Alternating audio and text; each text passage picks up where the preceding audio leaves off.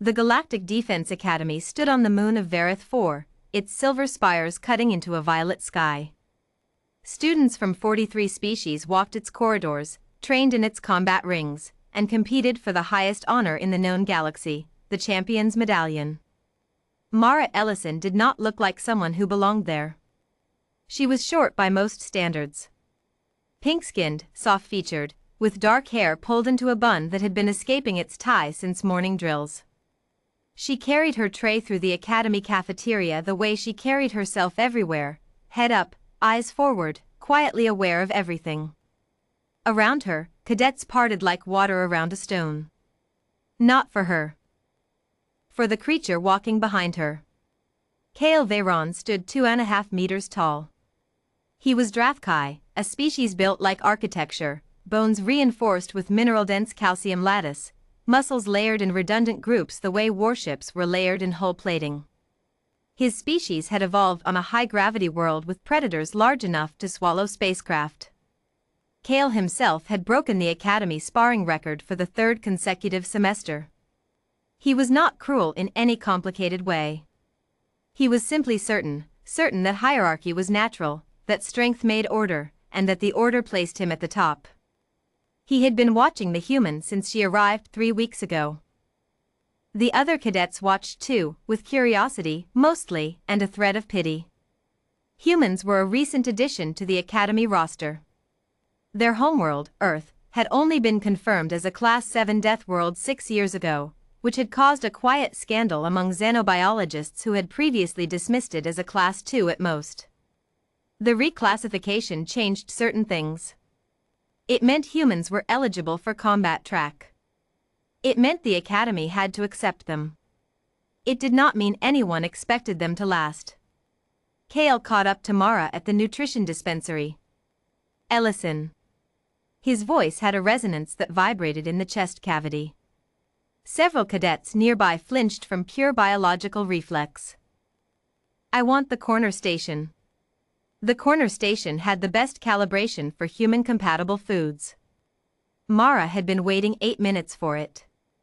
She looked at him. Not up at him, she'd noticed that looking up at Kale gave him a psychological advantage he didn't need any help with. She looked at the middle of his chest, which was, at her height, approximately eye level. I have 4 minutes left on my slot, she said. You can have it after. Silence dropped over the cafeteria like a held breath. Kale Veyron had not been told no since his 3rd year of primary schooling, when he'd learned that saying certain words with enough force made the no go away. He leaned down, bringing his face close to hers, near enough that she could see the golden-flecked eyes and the plates of cartilage along his jaw. I wasn't asking, he said. Mara Ellison finished dispensing her nutrient pack. She sealed it. She turned to face him fully. I know, she said. That's going to be a problem for you. Word reached the combat pavilion within the hour. It always did. By the time Mara walked through the eastern arch, 400 cadets had arranged themselves in tiers around the central ring. Kale was already there, arms folded, wearing the relaxed expression of someone who considered this a minor interruption to his afternoon. Commander Tirath, a 7-limbed Sulari who served as the head of combat training, stood at the edge of the ring. She had logged 3 wars and 2 interstellar peace negotiations, and she wore the expression of someone watching an event she could not classify. Rules, Commander Tirath said. Standard ring protocol. No lethal force. First to yield or fall unconscious. Do you both agree? Agreed, said Kale, rolling his shoulders. The sound was like boulders settling.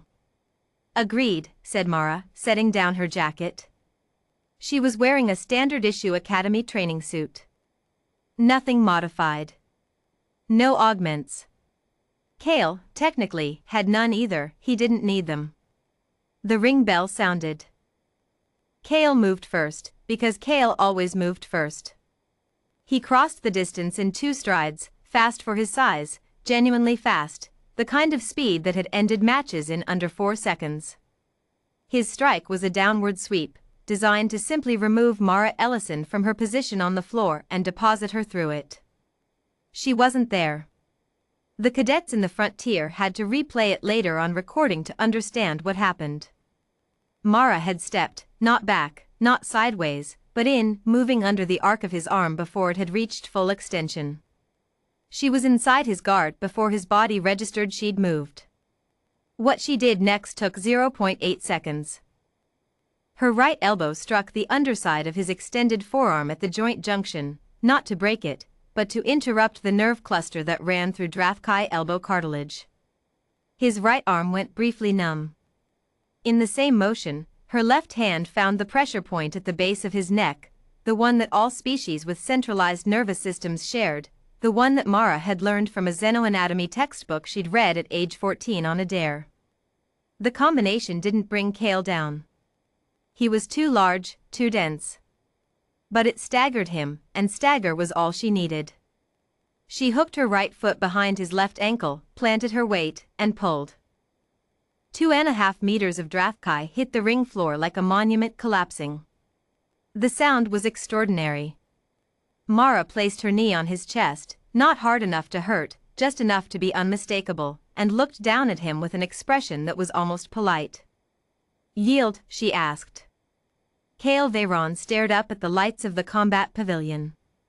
He had not seen them from this angle before. He had never seen them from this angle before. He tried to process the information and found his systems somewhat overloaded. "Yield," he said. The silence lasted exactly 3 seconds. Then the pavilion erupted. Later, in the medical ward, Cale had bruised 2 ribs on the way down, which was his own weight's fault, not Mara's, as Commander Tirath sat across from Mara Ellison and studied her the way she'd once studied a peace treaty she suspected was hiding something. "Where did you learn that nerve technique?" Tirath asked. "That's not in our curriculum." "Xenoanatomy elective," Mara said. "Plus I cross-referenced it with the defensive manuals from 3 other species academies. The Sulari one was most useful, actually." Thyratha's expression moved through several stages. "You read our defensive manuals." "I read everyone's. I've been here 3 weeks. There wasn't much else to do." "And the throw?" "Judo. It's a human combat discipline. 1,200 years old, approximately. The principle is that you use the opponent's mass against them. Larger targets, actually, are easier." Mara paused. "My mother taught me. She competed internationally." Commander Tirath was quiet for a long moment. "Cadet Ellison," she said finally, "why did you not simply yield to Cadet Veyron in the cafeteria? You must have known this confrontation would follow." Mara considered the question honestly. "Because if I'd yielded," she said, "I'd be yielding every day for the rest of my time here. Cale Veyron isn't the only one watching how the human behaves. Every cadet in this academy is running a calculation right now. What are humans? What can they do? Where do they fit in the order? I just updated that calculation." She said it without heat. It was simply true. "Besides," she added, "I was hungry. I'd been waiting 8 minutes." Cale Veyron was not a simple creature, despite appearances. He lay in the adjacent medical bay for 2 hours, staring at the ceiling, doing what dominant beings rarely have occasion to do, recalibrate. He had been wrong. He had been wrong about something that felt, in retrospect, obvious. He had looked at Mara Ellison and calculated threat from size, from visible density, from the metrics he had always used. He had not calculated 300 years of human martial tradition, or 1,200 years of judo, or one human girl who spent her first 3 weeks at a new school reading the enemy's manuals. He had been beaten by a smaller, lighter, slower creature. He had been beaten by information. When Mara walked past his bay on her way out, he said her name. She stopped. "That nerve block," he said. "How do you counter it?" She looked at him for a moment. Then she sat down on the edge of his bay, pulled out the nutrient pack she'd never had time to eat, and said, Your elbow cartilage runs the nerve cluster laterally on both sides. If you flex your forearm inward on extension, like this, you can reduce the accessible window by about 70%. It doesn't block it entirely, but it makes timing much harder. Kale Veyron watched her demonstrate it on herself, slowly, with clinical precision. "Why are you telling me?" he asked. She shrugged. "Because you asked," she said. "And because the Academy has 43 species and one enemy, and that enemy isn't each other." She stood, finally bit into her nutrient pack, and walked out into the violet-lit corridor of Vareth 4. Behind her, Kale Veyron stared at the ceiling for a while longer. Then he began to flex his forearm, over and over, learning the motion she'd shown him. The calculation, he realized, was going to need a complete rebuild. He suspected, for the first time in years, that this was actually interesting. Humanity doesn't win because we're the strongest. We win because we never stopped learning.